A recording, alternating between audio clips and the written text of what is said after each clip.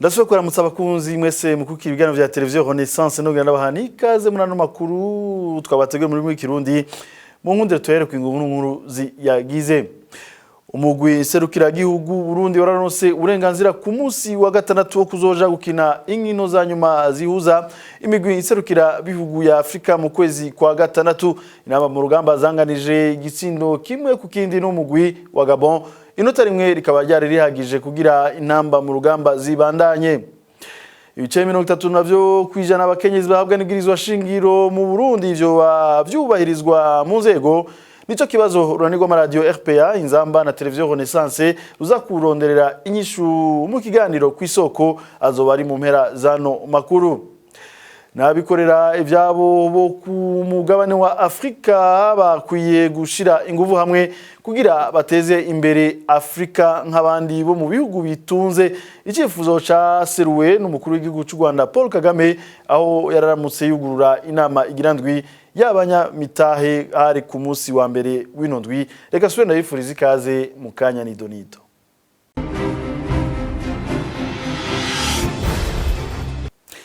Ndasubiye kubaha ikaze murano makuru duhera ku ajanye n'inkino. Umugwi serukira w'igihugu w'umupira w'amaguru w'u Burundi namba mu rugamba wararonse ku munsi wa gatandatu itike ryo kuja gukina inkino za nyuma z'igikombe ca Afrika. Inamba zanganije igitsindo kimwe ku kindi n'umugwi serukira w'igihugu wa Gabon mu rukino rwo gusubiriza. Inota rimwe gusa rikaba ryatumye intamba zironka ubwo burenganzira inyuma y'igihugu ca Mali kiramutswa ikibanza ca mbere c'uwo mugwi u Burundi burimwo. Ni nkuru twateguriwe na mugenzi wacu Rodrigue kumwami. Mu rukino rwa nyuma ruhuza umugwice mu ntumbero yo kurondera itike yo kuja mu higanwa ry'umupira w'amaguru rya Afrika CAN ryo muri uyu mwaka rizobera mu gihugu ca Misiri mu mezi 3 ari imbere. Inamba mu rugamba z'abakuze zaronse uburenganzira bwo kuja muri iryo higanwa mu kunganya igitsindo kimwe kuri kimwe n'umugwi wa Gabon ku kibuga citiriwe Muganwa Rudoviko rwa Gasore. Igice ca mbere hagati y'imigwi kikaba caheze iyi migwi inganije ubusa ku bundi. Igice ca kabiri gitanguye ku munota 76 niho igitsindo c'inamba cabonetse cinjijwe na Cedric Amisi.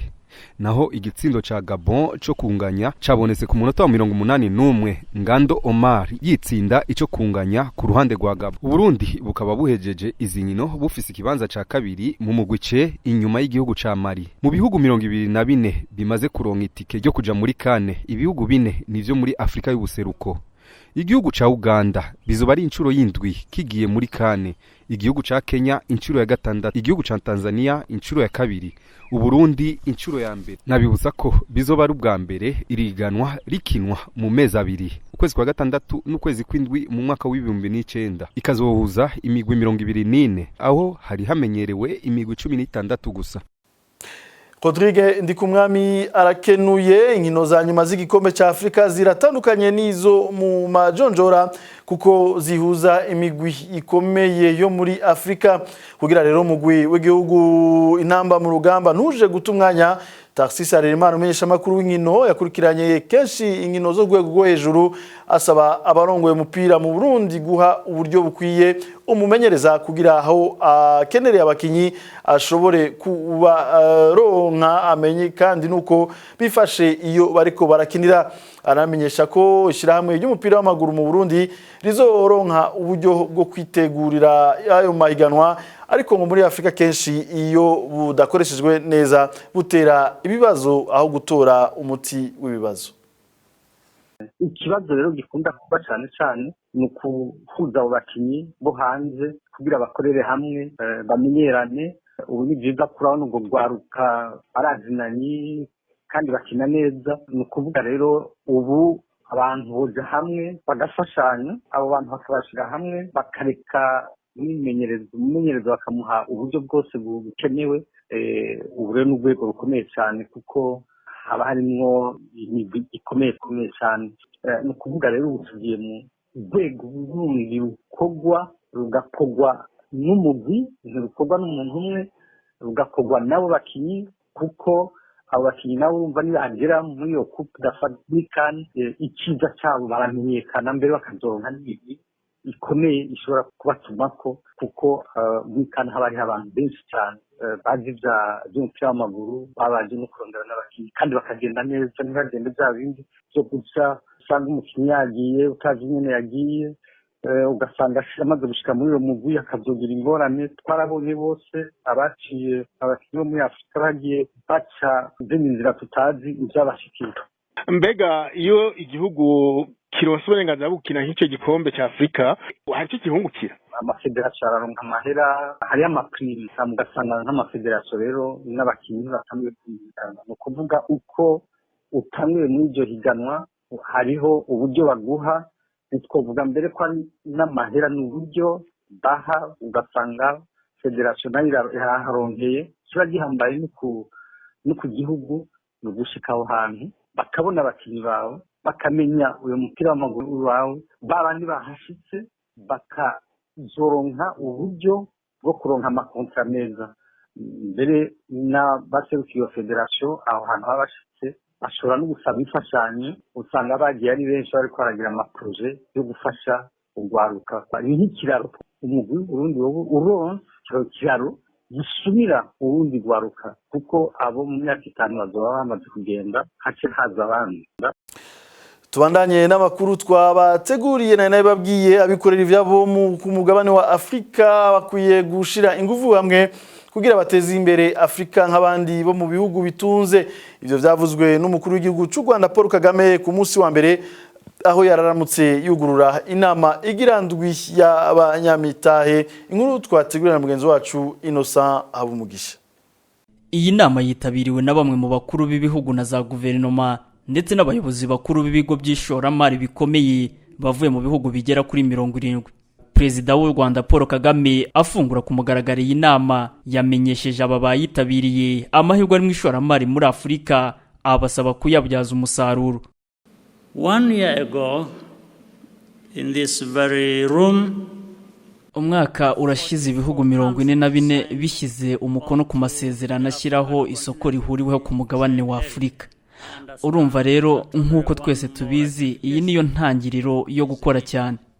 Nicyo gihe kugira ngo twicare hamwe tuganire ku buryo twabyaza umusaruro ayo masezerano y'amateka.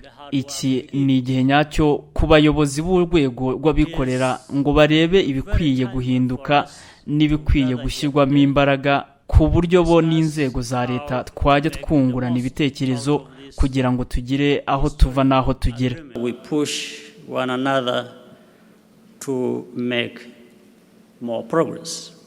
Africa CEO Forum itegurwa n'ikigo Jeune Afrique Media Group gifite n'ikinyamakuru Jeune Afrique ifatanya na societe y'Abasuwisi yitwa Rainbow Unlimited ifite uburambe mu gutegura inama zikomeye mu by'ubukungu. Ni ku nshuro ya 7 iyi nama ibaye.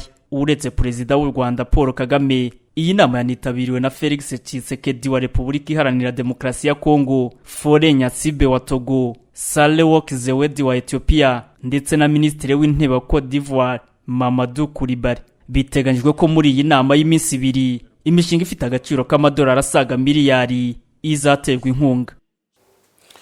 Arakoze Innocent Habumugisha. Imisi 10 inyuma y'imvura irimwo imiyaga y'igihusi bise Idai yaguye mu gihugu ca Mozambique, gitigiri cabo yahitanye kibandanya ciyongera ubu kigeze ku bantu 146 bapfuye mu gihe mu ndwi iheze babarizwa mu 117. Ico gitigiri kiguma ciyongera kubera hari ahantu kugeza ubu hatari bwashikwe kubera umwuzurira w'amazi ubu hatanguye gushikwa. Abantu barenga 10,000 nabo barataye izabo. Iyo mvura yaguye kuva ku wa 14 Ntwarante mu karere ka Afrika y'Epfo. Abantu barenga miliyoni 2 akaba aribo bakozwe ko n'ingaruka zivuye kuri iyo mvura ibanze n'umuyaga w'igihusi. Unawo ni wamanya wahari ikiganiro ku isoko gitegurwa n'Uranigo Radio RPA, ijwi ry'abanyagihugu, radio Inzamba na televiziyo Renaissance. Abakenyezi b'abarundikazi bifuza gushika ku bice 50% ku munzego mu mwaka wa 2020. Uranigo Radio ruza kurabira hamwe namwe kuno munsi n'ivyo bice 30 by'abakenyezi bahabwa n'ibwirizwa shingiro y'u Burundi byoba vyubahirijwe. Iganiro kw'isoko mu gisizwa na mugenzi wacu Darlene Irakoze. Abakenyezi b'abarundikazi basa n'abahagurutse kugira baharanire ubungane bw'ibitigiri n'abagabo mu nzego haba muri politike n'ibindi bisata. Ibwirizwa nshingiro y'u Burundi ryo mu mwaka wa 2005 ritegekanya ibice 30 by'abakenyezi mu buserukizi mu nzego, ariko ikigaragara nuko abakenyezi mu mwaka wa 2020 bashaka ko ivyo bitigiri vyo kwiyongera, bagashaka kuzoba bangana n'ibice 50 kwijana mu nzego. Basaba kandi ko ivyo bitigiri bisunze ko mu bitigiri by'abarundi muri rusangi abakenyezi baharugwa mu bice birenga 52 kwijana. Kibazo kica kiza nico kumenya nimba ibice 30 kwijana abakenyezi bahabwa mu nzego n'ibwirizwa nshingiro vyoba uno munsi vyubahirijwe. Mugenzi wacu Vicky Krisa n'interetse wa RPA atwibutse iyo ivyo bice 30 kwijana abakenyezi bahabwa n'ibwirizwa nshingiro vyazananye. Zari mboneka rimwe mu Burundi aho abagore barongora inzego nkuru z'igihugu. Naho ku ntwara ya President Jean-Baptiste Bagaza habonetse abakenyezi muri leta, President Melchior Ndadaye umukuru wa mbere w'u Burundi yatowe biciye mu matora, niwe yahaye umukenyezi ibibanza bikomeye mu nzego. Yagenye umupfasoni Sylvia Kinigi kurongora leta yiwe. Muri politike yiwe, Melchior Ndadaye yarakoze n'izindi mpinduka mu bijanye n'ikibanza c'umukenyezi mu nzego. Hibukwa imyaka 25 iheze, President Ndadaye agandaguwe, uwo bagendanye President Sylvestre Ntibantunganya yarabigarutseko. Il en est de même des premiers recrutements des femmes. Ni nako vyagenze mu gushira abakenyezi mu nzego z'umutekano no kwivuna abansi. Kugira ngo bishoboke, mu nkundire ngira ico ndabivuzeko. Ndadaye yakoresheje ubutwari bwiwe. Igihe yabivuga mu biro bikuru by'igisirikare bamubwiye ngo nyakubahwa mukuru w'igihugu, navyo twiteguriye kuko atabikoresho n'ibindi. Bati bizodutera ingorane nk'akarorero utuzu twasugumwe. Ndadaye yaciye ababwira ati mbega iwanyu ku misozi canke mu mazu yanyu ahi Bujumbura abakenyezi bafise utuzu twasugumwe twabo bisangije, ati murabashiramwo bazobaho nkamwe. Vous les recrutez et les vivront comme vous. Ivyo bice 30 kwijana nkuko mu vyumvise biza vyaregukiye abakenyezi mu nzego. Yamara abo bakenyezi ntibashaka kugarukiraho.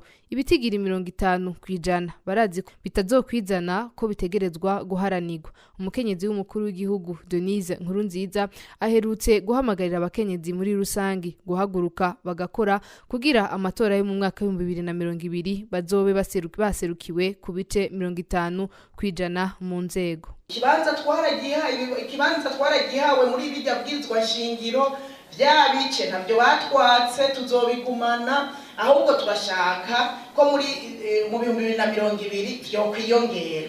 Birasaba ko dusenga, biranasaba yuko natwe tubikorera. Erega ntitwicare nitusenye ngo duce turyama ngo 50 birikashe tuzokora. Yamara inyuma y'amatora y'2010 abakenyezi vyarabonetse ko bataserukiwe mu bisata bimwe bimwe nk'ivyo mu gisirikare n'igipolisi, mu bajejwe intwaro no mu mashirahamwe nk'uko vyashizwe habona n'urunani Kosome rugizwe n'amashirahamwe adaharanira ivyicaro vya politike akurikiranira hafi ibijanye n'amatora. None uno munsi ivyo bavyifashe gute? Ibice 30 kwijana bigenewe abakenyezi birubahirijwe. Inyishu tuyihabwa na Marie Louise Baricako arongoye umuhari w'abakenyezi n'abigeme baharanira amahoro n'umutekano mu Burundi. Nizo 30 kwijana n'imiburiburi ntivyigeze bishikirwa na rimwe. Mbere nayo bishikiriwe bikaba ari ibintu ubona ari ivyo kugira ngo berekane ko bagamburutse. Mugabo atari ibintu birondera ingene umukenyezi vy'ukuri yinjira kandi akaja mu bafata ingingo vy'ukuri. Ntibiraba ivyo nta naho turabishikana mu Burundi. Ivyo bintu bariko barabivuga ngo 30 kwijana 50 kwijana baremera. Mugabo bagera kubigira bakavyibagira. Bagira ngo baravyibutse naho ugasanga bazanye babakenyezi atari barya babereye kuba muri birya bibanza bakazana abandi bazi ko bazobagamburuka. Urumva ico rero kiracatuzibiye kuko ntidufise uburyo bw'ingene abantu baja mu bibanza babereye kandi mu mwanya ubereye. Mbega ivyifuzo vy'abo bakenyezi bahagurukiye gushikana ibice 50 kwijana mu nzego z'igihugu bizoshika mu ngiro. mu gihe mwumvise ko n'uyu munsi hakiriho ibisata bimwe bimwe abakenyezi bataserukiwemwo.